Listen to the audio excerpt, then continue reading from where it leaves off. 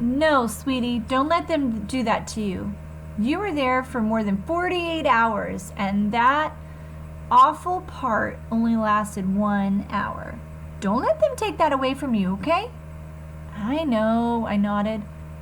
Did Mr. Tushman tell you about the hearing aids? Yes, he called us this morning. Was Dad mad because they're so expensive? Oh my gosh, of course not, Augie. He just wanted to know that you were all right. That's all that matters to us. And that you don't let those thugs ruin your trip. I kind of laughed the way she said the word thugs. What? She asked.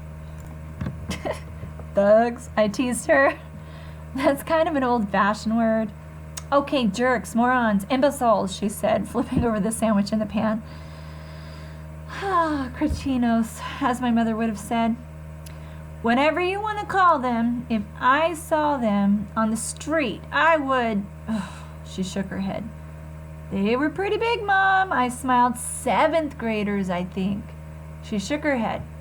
7th graders? Mr. Tushman didn't tell us that. Oh, my goodness. Did he tell you how Jack stood up for me? I said, and Amos was like, bam! He rammed right into the leader, and they both crashed on the ground like a real fight. It was pretty awesome. Amos's lip was bleeding and everything. Well, he told us there was a fight, but, she said, looking at me with her eyebrows raised, I'm just so grateful that you and Amos and Jack are fine. Well, now I think about what could have happened. She trailed off, flipping the grilled cheese again. My Montauk hoodie got totally shredded. Well, that can be replaced, she answered. She lifted the grilled cheese onto a plate and put the plate in front of me on the counter. Milk or white grape juice? How did you and Jack end up at the edge of the woods in the first place? She said, pouring the milk into a tall glass. Yeah. Jack had to go to the bathroom, I answered, my mouth full. As I was talking, she spooned in the chocolate powder and started rolling a small whisk between her palms really fast. But there was this huge line, and he didn't want to wait. So we went to the woods to pee. She looked up at me while she was whisking. I know she was thinking we shouldn't have done that. The chocolate milk in the glass now had a 2-inch froth on top. That looks good, Mom, thanks.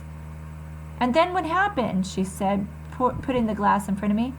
I took a long drink of the chocolate milk. Is it okay if we don't talk about it anymore right now, Mom? Oh, okay. I promise to tell you about it later when Dad and Bia come home. I'll tell you every detail. I just don't want to have to tell the whole story over and over, you know? Absolutely. I finished my sandwich in 2 more bites and gulped down the chocolate milk. Wow, you practically inhaled that sandwich. Do you want another one? She said. I shook my head, wiped my mouth, and went with the back of my hand. Mom, am I always going to have to worry about jerks like that? I asked. Like when I grow up, is it always going to be like this? She didn't answer right away, but took my plate and glass and put them in the sink and rinsed them with water. There are always going to be jerks in the world, Augie, she said, looking at me. But I really believe, and Daddy really believes, that there are much more good people on this earth than bad people. And the good people watch out for each other and take care of each other, just like Jack was there for you and Amos and those other kids. Oh yeah, Miles and Henry, I answered. They were awesome too. It's weird because Miles and Henry haven't even been nice to me, like, at all during this year. Sometimes people surprise us, she said, rubbing the top of my head. I guess. Want another glass of chocolate milk? No, I'm good, I said. Thanks, Mom. Actually, I'm kind of tired. I didn't sleep too good last night. Well, you should take a nap. Thanks for leaving me Babu, by the way. You got my note? She smiled. I slept with him both nights. She was about to say something else when her cell phone rang and she answered. She started beaming as she listened. Oh my goodness, really? What kind? She said excitedly. Yep, he's right here. He was about to take a nap. Want to say hi? Oh, okay. Well, we'll see you in 2 minutes. She clicked off. That was Daddy, she said excitedly. He and Via are just down the block. He's not at work, I said. Well, he left early because he couldn't wait to see you, she said. And so don't take a nap quite yet. 5 seconds later, Dad and Via came through the door. I ran into Dad's arms, and he picked me up and spun me around and kissed me. He didn't let go of me for a full minute until I said, Dad, it's okay. And then it was Via's turn, and she kissed me all over like she used to do when I was little. It wasn't until she stopped that I noticed the big white cardboard box that they had brought in with them. What is that? I said. Open it, said Dad, smiling, and he and Mom looked at each other like they knew a secret. Come on, Augie, said Via. I opened the box. Inside was the cutest little puppy I've ever seen in my life. It was black and furry with a pointy little snout and bright black eyes and small ears that flopped down. Bear. We called the puppy Bear because when Mom first saw him, she said he looked just like a little bear cub. I said, that's what we should call him, and everyone agreed that that was a perfect name. I took the next day off from school, not because my elbow was hurting me, which it was, but so I could play with Bear all day long. Mom let Via stay home from school too, so the two of us took turns cuddling with Bear and playing tug-of-war with them. We had kept all of Daisy's toys, and we brought them out now to see which ones he'd like the best. It was fun hanging out with Via all day, just the two of us. It was like old times, just like before I started going to school. Back then, I couldn't wait for her to come home from school so she could play with me before she started doing homework. But now that we're older, I'm going to school and have friends of my own that I hang out with, we just never do that anymore. So it was nice hanging out with her, laughing and playing. I think she liked it too. The shift. What kind of shift do you think this is going to be about? The shift of what? When I went back to school the next day, the first thing I noticed was that there was a big shift in the way things were. A monumental shift, which is a big one. A seismic shift. Maybe even a cosmic shift. Whatever you want to call it, it was a big shift. Everyone, not just in our grade, but at every grade, had heard about what had happened to us with the 7th graders. So suddenly I was known for what I'd always been known for. I wasn't known for what I'd always been known for, but for this other big thing that had happened. And the story of what happened had gotten bigger and bigger each time it was told. So 2 days later, the way the story went was that Amos had gotten into a major fistfight with the kid, and Miles and Henry and Jack had thrown some punches at the other guys too, and the escape across the field became this whole long adventure through a cornfield maze and into the deep dark woods. And Jack's version of the story was probably the best because he's so funny. But in whatever version of the story, no matter who was telling it, 2 things always stayed the same. I got picked on because of my face, and Jack defended me, and those guys, Amos, Henry, and Miles, protected me. And now that they had protected me, I was different to them. It was like I was one of them. They called me little dude now, even the jocks. These big dudes I barely even knew before would knuckle punch me in the hallways now, which is a good thing. It's like a fist bump. Another thing that came out of it was Amos became super popular, and Julian, because he had missed the whole thing, was really out of the loop. Miles and Henry were hanging out with Amos all the time now, like they'd switched best friends. I'd like to be able to say that Julian started treating me better too, but that wouldn't be true. He still gave me dirty looks across the room. He still never talked to me or Jack, but he was the only one who was like that now, and me and Jack, we couldn't really care less. Ducks.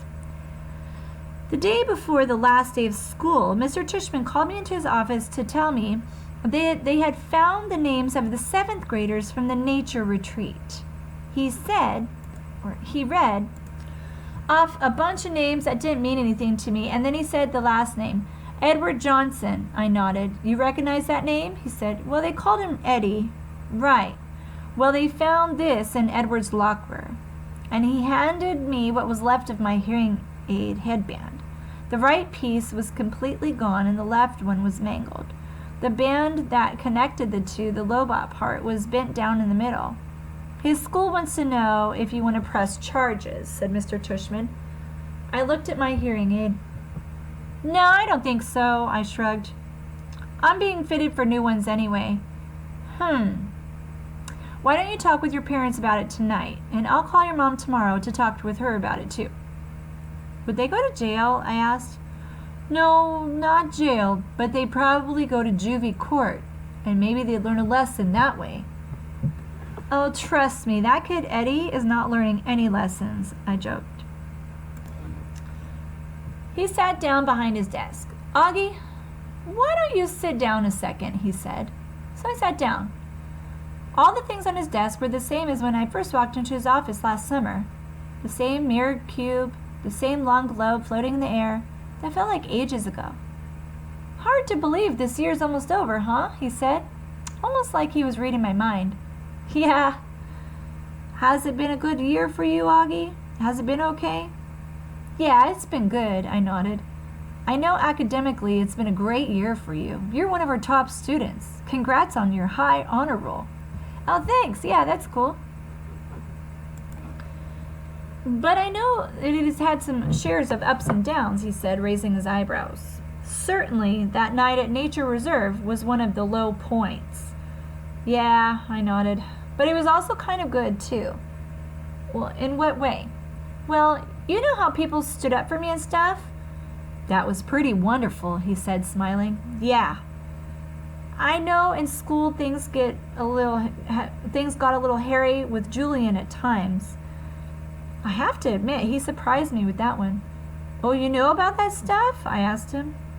Middle school directors have a way of knowing about a lot of stuff. Oh, do you have like secret security cameras in the hallways? I joked. And microphones everywhere, he laughed. No, seriously? He laughed again. No, not seriously. Oh, but teachers know more than kids think, Augie. I wish you and Jack had come to me about the mean notes that were left in your lockers. Oh, how'd you know about that? I said. I'm telling you, middle school directors know all. It wasn't a big deal, I answered, and we wrote notes too. He smiled. I don't know if it's public yet, he said, though it will be soon anyway, but Julian Alvins is not coming back to Beecher Prep next year. What? I said. I honestly couldn't hide how surprised I was. His parents don't think Beecher Prep is a good fit for him, Mr. Tushman continued, raising his shoulders.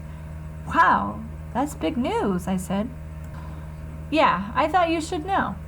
Then suddenly I noticed the pumpkin portrait that used to be behind his desk was gone at my drawing. My self-portrait as an animal that I drew for the New Year art show was now framed and hanging behind his desk.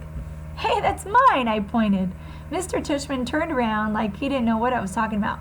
Oh, that's right, he said, tapping his forehead. I've been meaning to show this to you for months now. My self-portrait as a duck, I nodded.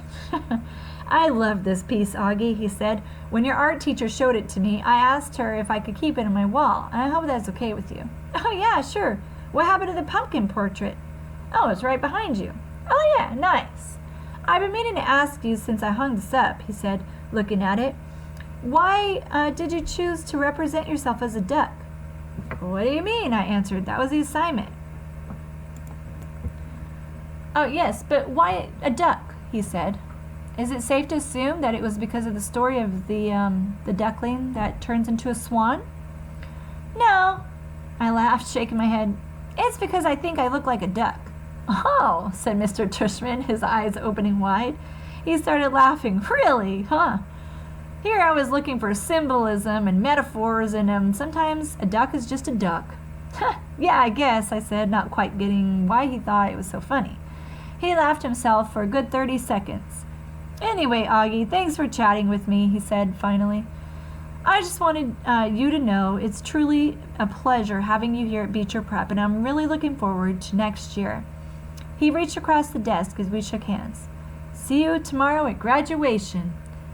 See you tomorrow, Mr. Tushman. Wow, he's come a long way, huh? From the little joking about Mr. Tushman's name to now being favored in his office, and he's got his self-portrait of a duck on the wall. He's come a long way this year, don't you guys think? Tune in for tomorrow's last precept.